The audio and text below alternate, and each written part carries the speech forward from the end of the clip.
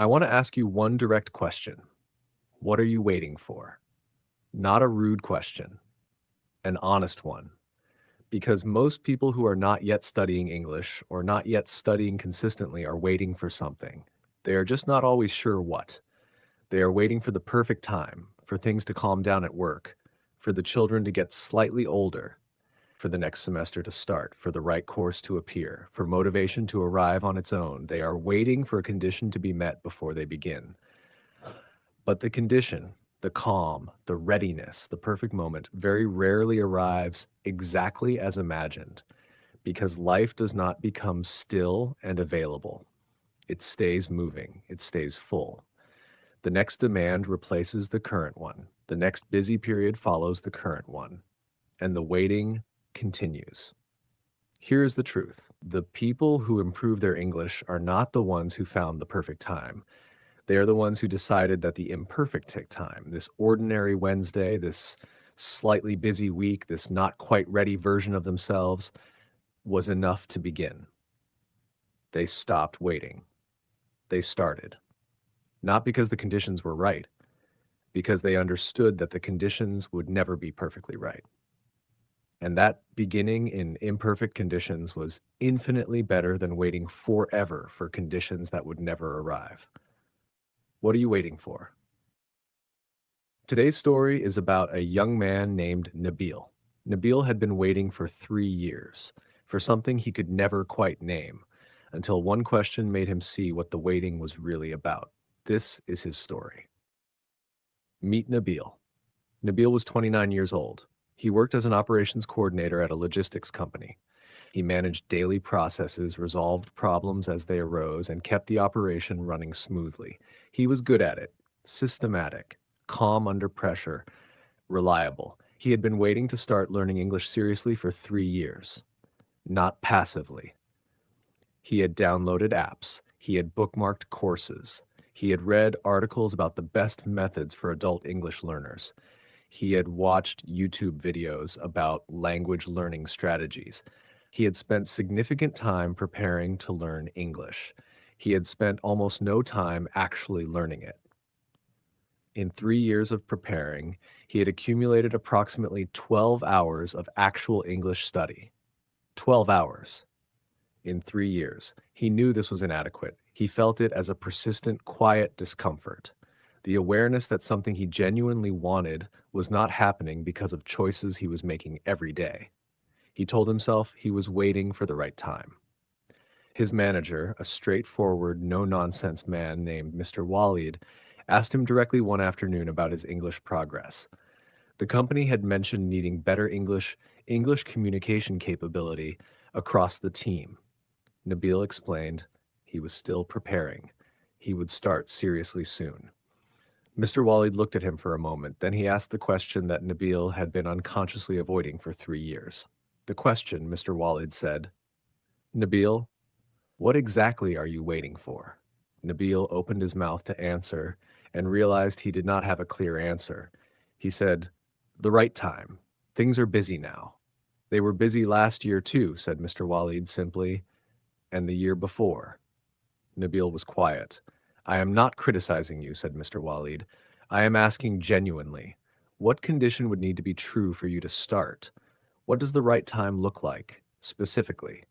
Nabil thought about it honestly for the first time. Less busy at work. But work had been consistently demanding for 3 years. More energy in the evenings.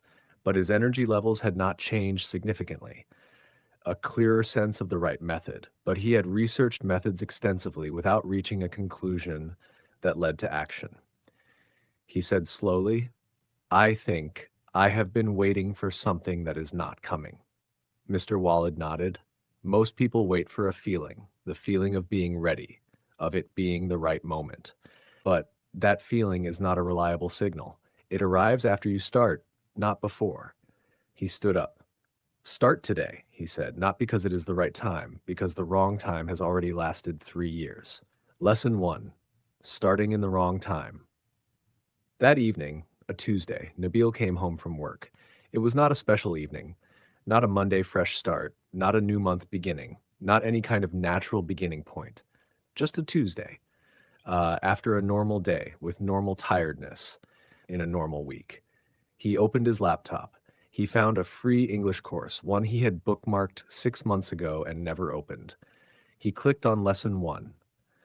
25 minutes. He watched it carefully. He took notes. He practiced the pronunciation exercises out loud in his empty apartment, feeling slightly self-conscious. When it ended, he sat back. Nothing dramatic had happened. He was not suddenly inspired. He was not transformed. He was a slightly tired Tuesday evening version of himself who had just done 25 minutes of English, but he had started, not in the right time, in the wrong time, in an ordinary, imperfect Tuesday evening. He wrote in his notebook, Tuesday, not the right time. Started anyway. Lesson 1. Done. 3 years of waiting ended on a Tuesday. He read the last line. 3 years of waiting ended on a Tuesday, not on a Monday, not on a New Year's Day. Not on any day that felt significant or special, on a Tuesday, because Tuesday was when he had finally answered the question honestly. Daily English sentences. Repeat after me. I start on a Tuesday. The wrong time is still a time to begin. 3 years of waiting ended on an ordinary Tuesday evening. I click on lesson 1. That is the whole first step. Nothing dramatic. Slightly tired, started anyway. That is enough. The right time was never coming. Tuesday was what was available. I stop waiting and I start right now, today, this evening. The beginning does not need to be special. It just needs to happen. Lesson 2. What happens after you start? 1 week after the Tuesday beginning, Nabil made an observation. The waiting had felt like it was about time, about not having enough of it, about conditions not being right. But 1 week of actually studying 25 minutes every morning before work had revealed something. The time had always been there. For 25 minutes before work, he had been spending that time on his phone every morning for 3 years, not because the phone was more important, just because it was the habit and the English was not. Redirecting 25 minutes had cost him nothing, had removed nothing necessary from his morning, had simply replaced one use of the time with a different one. The waiting had not been about time. He thought about what it had actually been about. Fear of starting and stopping again. Fear of putting in effort and seeing no results. Fear of trying and discovering that he was not capable of this. The waiting had been protecting him from those fears, but it had also been protecting him from something else. Progress. And now that he had started, now that the 25 minutes were happening every morning, the progress was real.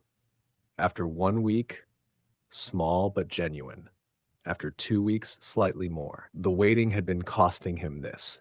Every day of waiting had been a day without the 25 minutes, without the small steps, without the progress. He wrote in his notebook, the waiting was not about time, it was about fear.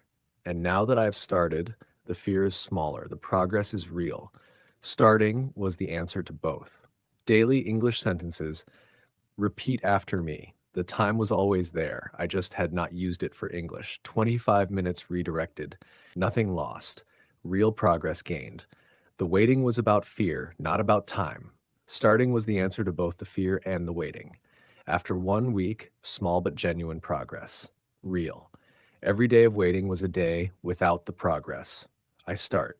The fear becomes smaller. The progress becomes real. Lesson 3. 3 months. After the Tuesday boogie. 3 months after the Tuesday evening, Nabil was in a team meeting.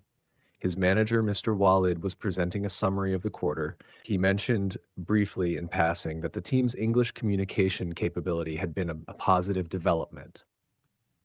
He looked at Nabil when he said it. Nabil had been handling more English correspondence over the 3 months. Not all of it, not perfectly, but more than before. More than none, which was what it had been. He had also in the previous week handled a brief phone exchange with an international partner. 5 minutes. The partner had needed a quick update on a shipment status. Nabil had given it in English, clearly enough to be understood and to complete the exchange. 5 minutes. A phone call. Complete. He thought about 3 years of waiting, about 12 hours of study accumulated in 3 years, and about 3 months of 25 morning minutes, approximately 90 sessions, 90 mornings of showing up before the day started, 90 lessons, not dramatic, not inspiring sounding, just 90 ordinary mornings redirected, and a 5-minute phone call in English that would have been impossible 3 months ago. He thought about Mr. Walid's question. What exactly are you waiting for? He had been waiting for 3 years. 3 months of not waiting had produced more than 3 years of waiting. He wrote in his notebook, 3 months, 90 sessions, handled the international phone call today, 5 minutes. Clear, 3 years of waiting produced nothing. 3 months of starting produced this. Daily English sentences, repeat after me, 90 mornings, 5-minute international phone call. Done. 3 years of waiting produced nothing. 3 months of starting produced this. 90 ordinary mornings redirected. That is all it took. The call was possible because I stopped waiting and started. Mr. Walid noticed the progress is visible from outside too. 3 months of real beats, 3 years of preparing every time I handled it. That is the answer to 3 years of what are you waiting for? Lesson 4, 1 year. The answer. 1 year after the Tuesday beginning, Nabil was preparing for his annual performance review. He opened the review document his manager had shared. He read through it. Under the section on professional development, Mr. Walid had written, demonstrated significant improvement in English communication capability over the past year. Has taken on increasing responsibility for international partner correspondence and handled it reliably and professionally. He read it twice, reliably and professionally. He thought about 3 years of waiting, about the 12 hours, about the apps bookmarked and not used, about the courses never opened, and about one Tuesday evening, about lesson 1, about 25 minutes before the phone. 340 sessions in 12 months, not all 25 minutes, not some were 15, some were longer, but 340 mornings of not waiting. He thought about the question, what are you waiting for? He had not had a good answer 3 years ago. He had had fear disguised as conditions, avoidance disguised as preparation, waiting disguised as being almost ready. The answer, the real answer, the one that had produced the review comment, had not been a better condition. It had been a Tuesday, an ordinary, imperfect, not special Tuesday when he had stopped waiting and started. He wrote in his notebook, Year 1 review. Reliably and professionally, 1 year of not waiting produced that. The answer to what are you waiting for was nothing. I was waiting for nothing. I started instead. Everything changed. Daily English sentences. Repeat after me. Reliably and professionally. 1 year of starting built that. 340 sessions. That is the year in numbers. I was waiting for nothing. I started instead. Everything changed. The answer was not a better condition. It was a Tuesday. 3 years of waiting. 1 year of starting. The difference is clear. What are you waiting for? Nothing. Start now. Today. The review says what 1 year of not waiting produces. I see it. Final words. Start today. Nabil's story is simple. He waited for 3 years. He prepared extensively. He researched methods and bookmarked courses and downloaded apps. He spent 12 hours studying English in 3 years.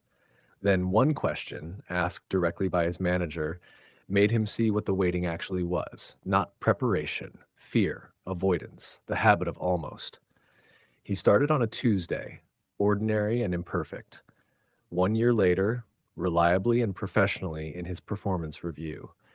340 sessions, international phone calls handled. Maybe you are waiting too. Maybe you know you should start or restart, and something keeps the beginning from happening. I want to ask you the same question Mr. Walid asked Nabil. What exactly are you waiting for? Answer it honestly, specifically. Because if the honest answer is, I am not sure, or things are busy, or I need to find the right method first, then you are waiting for something that is not coming. And the people who speak confident English right now were not waiting for the right time. They started in the wrong time, on an ordinary Tuesday, in the middle of a busy week, with the imperfect course and the tired evening and the not quite ready version of themselves. They started, and everything that followed came from that. What are you waiting for? Start today. See you in the next one.